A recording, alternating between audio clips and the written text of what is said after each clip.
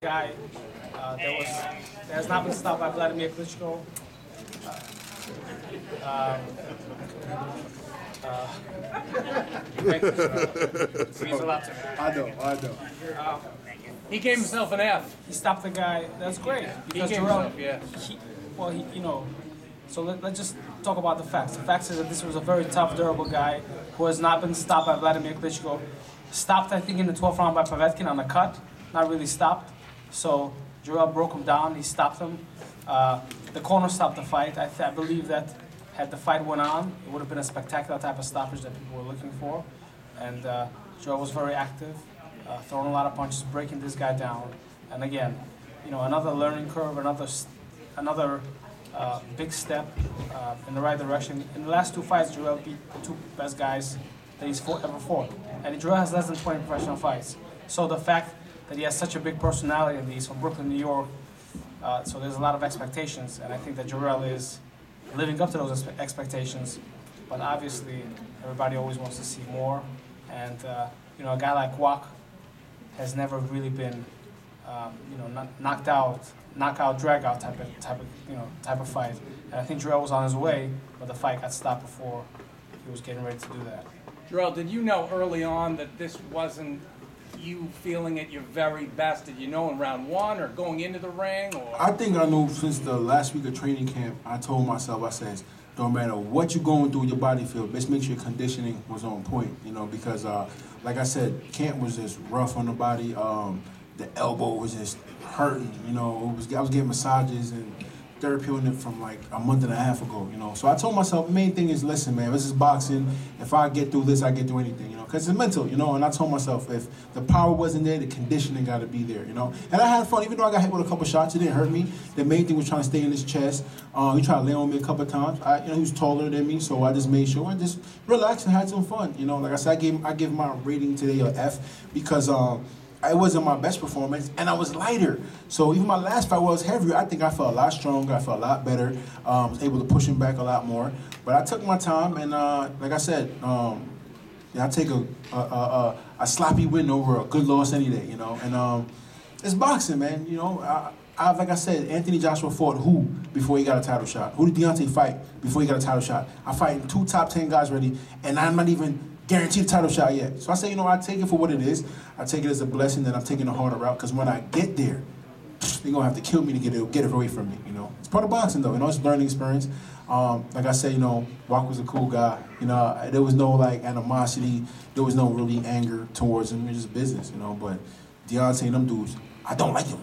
So it's going to be a lot different, So it's fun, man. And I do want to say that even though he had a great performance, the fact that he has so much more potential, and the expectations are so high because he has so much more potential, is great for Jarrell, because he just did the best out of two guys. Vladimir Klitschko, one of the greatest heavyweights of all time. Povetkin, Olympic gold medalist, multi-time world champion, one of the best heavyweights in the world. They stopped him in the 12th round, and only Povetkin stopped him on a cut in the 12th round. And Jarrell stopped him, way before the 10th round. I only sparred twice for this fight. This is a y'all know, sparred twice. It was hard to get sparring partners.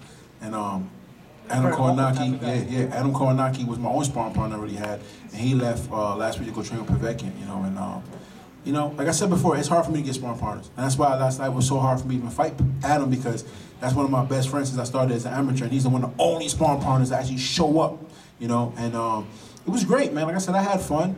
It was good to put on for my city, and I'm glad it wasn't the best performance, because when you perform too good, guys don't want to fight. So I think, it is what it is. Hopefully it was just the right amount of, effort, so it's when these guys think I'm not working and they call me out, and that's what they're going to slip up, because I know for a fact I still throw more punches than them, you know what I mean, and I still move better than a lot of the other guys. Do you feel that this helped or hurt your cause for getting one of those fights? I think it definitely helps, because sometimes you can't look too great. You gotta look just enough so one of these guys, I can beat him. Now, if you look at all these heavyweight champions that have belts right now, none of them really got big cojones, if you look at it, because none of them really want to fight for another guy for a title. If you watch how their attitude is, it's more about the money for them. Joseph Parker wants money. He's not really fighting, I want to fight Anthony Joshua, really want to fight Deontay. Deontay's really chasing Anthony Joshua for the money. When he got the belt, he wasn't really trying to fight any top contenders. I'm telling you, give me any one of them, and I'll fight him. So I'm trying to say, I've not turned down one fight yet. They told me, listen, we got Wach. I'm like, when? Okay, give it to me. Jarrell Washington, I had 3.5, 4 weeks notice. I'm like, okay, 11 months old, give it to me. You know what I mean? So it's not, I haven't turned on a fight yet, and these are guys that are top 10. I don't know how some of them stood there, but they're top 10 guys they gave me. You know what I mean? So, like I said, man, if anybody got the cojones, man, I definitely know it's me. It's a very exciting time in the heavyweight division. There's lots of different flavors in the division. Here we have a guy from Brooklyn, New York, right here at home, who talks the talk and walks the walk. He truly, calls all the guys out, and he fights the best available contenders. Jarrell, Truly. you didn't seem like you had the fear factor this week from Mariusz Wach.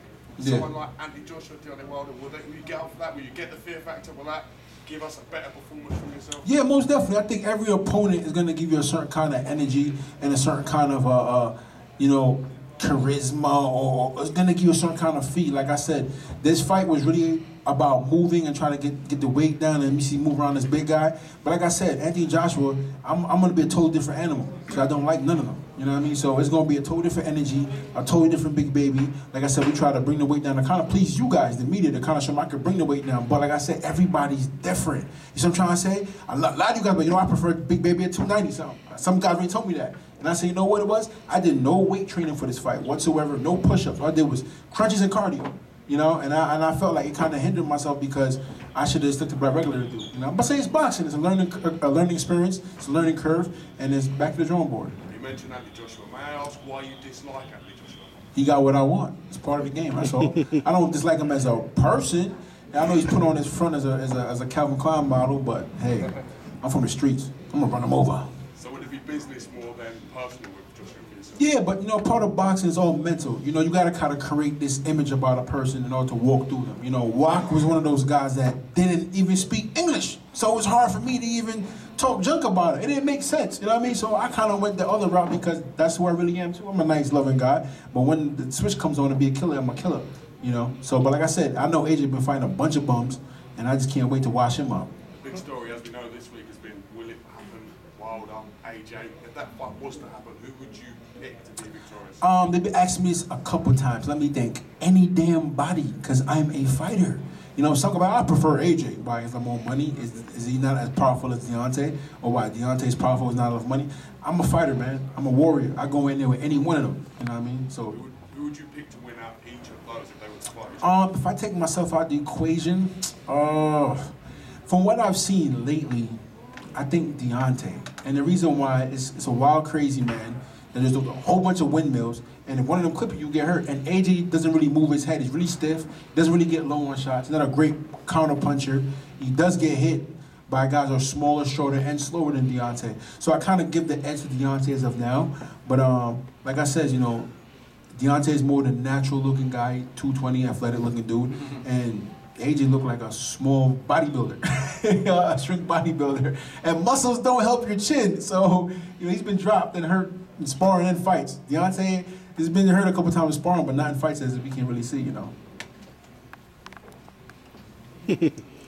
So, congratulations on your win tonight. Kudos, thank you. On paper, very, very good performance. I mean, Yeah. relative to Wach's opponents in practice, an ugly fight. I think you've acknowledged that Yeah. as well. Coming in, did you expect it to play out differently than it did? Did you think you'd get a spectacular knockout? Yeah, I think, no, I know it's going to be spectacular. He's a tough dude. I think my main thing was I was going to beat him with a lot of shots. My main thing was I was going to land so many shots on him that he was going to forfeit and the referee was going to see something in it.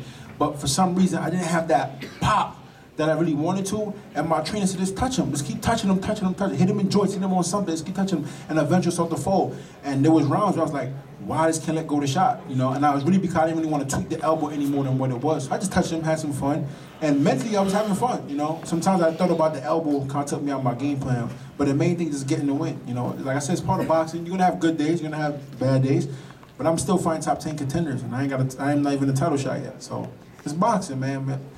Learning experience, man. Learning experience. So, next question. So, Eddie Hearn has repeatedly said that Dillian White has a date, February 3rd, O2 Arena. He's trying to push Wilder for that fight.